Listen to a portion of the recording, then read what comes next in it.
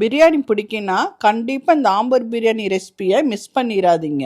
அடிக்கனமான பாத்திரத்தில் ஆயிலும் நெய் சேர்த்திட்டு பட்டை, பிரிஞ்சி இலை, கிராம்பு, ஸ்டார் பூ, தட்டி வச்சிருக்கிற ஏலக்காவை சேர்த்துட்டு பொரிஞ்சதுமே வெங்காயம் சேர்த்துக்கலாம். வெங்காயம் நல்லா பொன்னிறமாக வணங்கினதும் பூண்டு விழுது சேர்த்திக்கலாம். இதை நல்லா 3 நிமிஷம் வணக்கிட்டு அடுத்து இஞ்சி விழுத சேர்த்திக்கலாம். இது நல்லா வணங்கி பச்சை வாசம் போனதும் காஷ்மீரி மிளகா, வரமிளகா சுடுதண்ணியில் ஊற வச்சு அரைச்சி வச்சிருக்க அதையும் சேர்த்துக்கலாம். அடுத்து தக்காளி சேர்த்து வணக்கிட்டு வாஷ் பண்ணி வச்சிருக்கிற 1 கிலோ சிக்கனை சேர்த்துக்கலாம். இதை 3 நிமிஷம் போல் நல்லா வணக்கிட்டு ஒரு கைப்பிடி புதினா, மல்லித்தலை, 4 டேபிள் ஸ்பூன் தயிர், தேவையான அளவுக்கு உப்பு, 1/2 மூடி லெமன் ஜூஸ் சேர்த்து நல்லா வணக்கிக்கோங்க.